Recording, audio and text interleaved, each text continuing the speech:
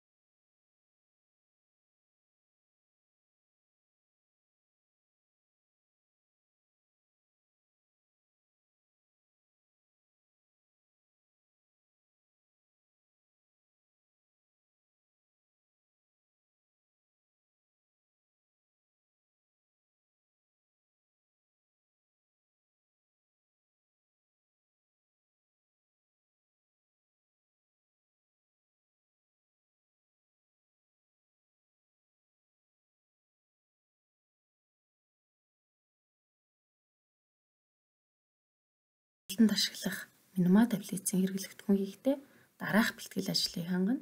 За үүнд нэгдүгээр цээжлүүлэх шүлэг үлгэрээ сонгоно. За дараа нь агуулга үг хэлэгтэн тохирсон зураг тэмдэгтийг цуглуулна.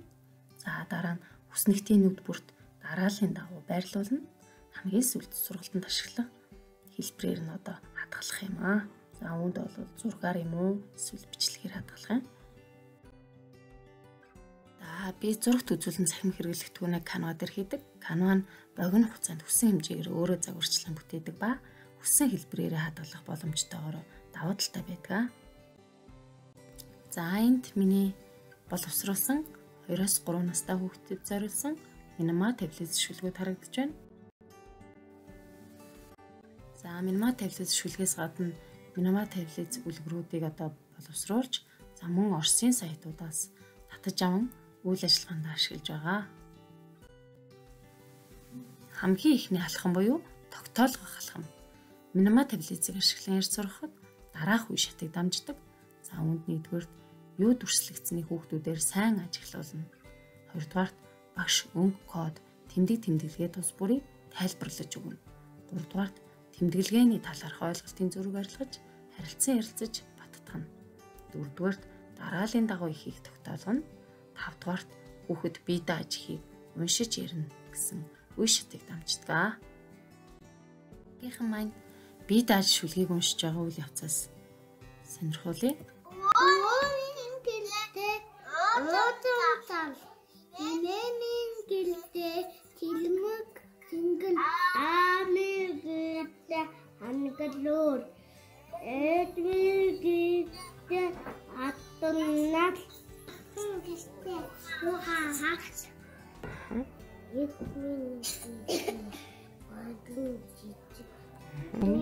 Гистэй зүүн түрээ Юура танги юрехан. За одоо хүүхэд бие дааж үлгэрийг уншиж байгаа үйл явцаас сонирхъя. Үнэн баа. Агатын дугаар доктор үнэн баа байж байна. Гүнээ яа каш яачих. Ани юусэн каш яачих.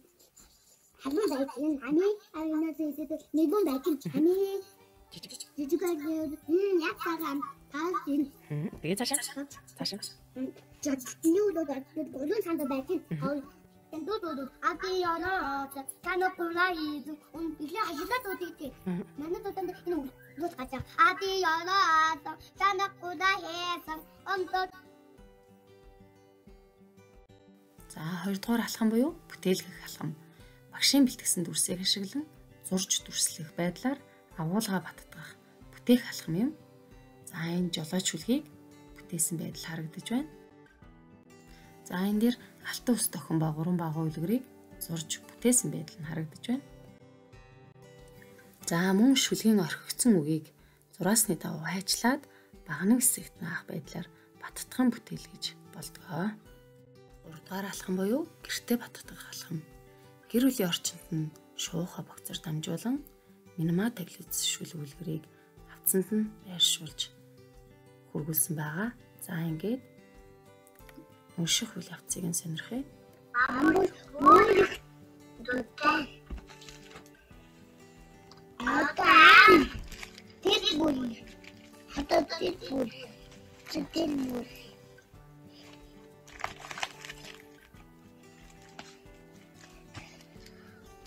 Тэтгэл.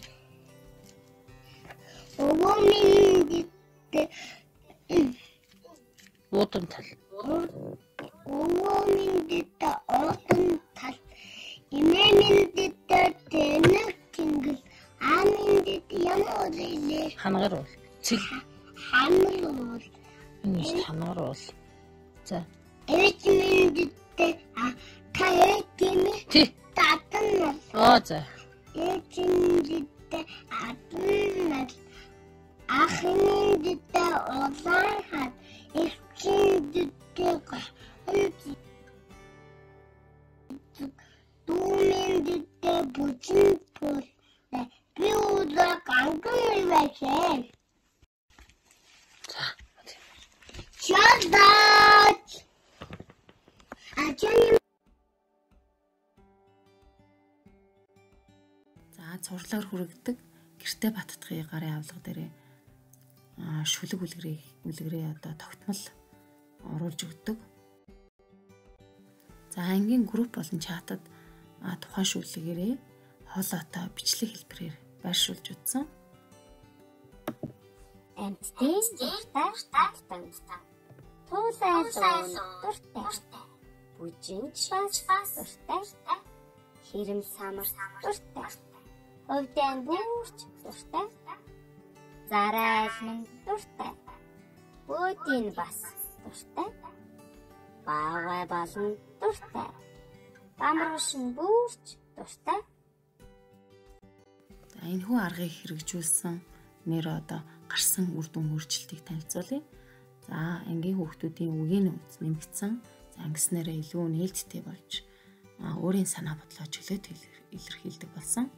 За гэр бүлийнхэндээ өөрийн мэддэг үлгэршүүлгийн агуулгыг зураг харж биедан уншиж өгдөг болсон.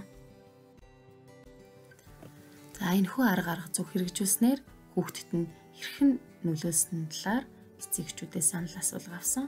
За ингээд хүүхэд нь хэдэн шүлэг үлгэр мэддэг вэ гэсэн асуултанд 5 ба түүнээс дээш гэж 11 эцэг хариулсан байна. За таны хүүхэд үлгэрийн агуулгыг ойлгож өөрийнхөө ярьдгүй гэсэн асуултанд тийм гэж 100% хариулсан бол багш дээрх аргаараа зүг хэр үр дүнтэй санагдсан бэ? Таны хүүхэд дахиж ажиглагдсан уу гэсэн асуултанд ажиглагдсан маш үр дүнтэй байсан гэж 100% хариулсан байна. За энэхүү арга зүг хэрэгжүүлснээр дараах давуу тал ажиглагдлаа. За үүнд хүүхдийн харааны болон сонсголын анхаарал ой тогтоолт хөгжинэ. За мөн хүүхдийн бүтээлч ярианы суурь болж өгдөг. За хэл яриа болон бусад суралцсан чиглэлийн чадваруудыг ажиглаж акцийг нүүлэх боломжтой. За мөн багшийн цагийг хэмнэж цахим сантаа болсон зэрэг давуу тал ажиглагдсан. За би цахим зурагт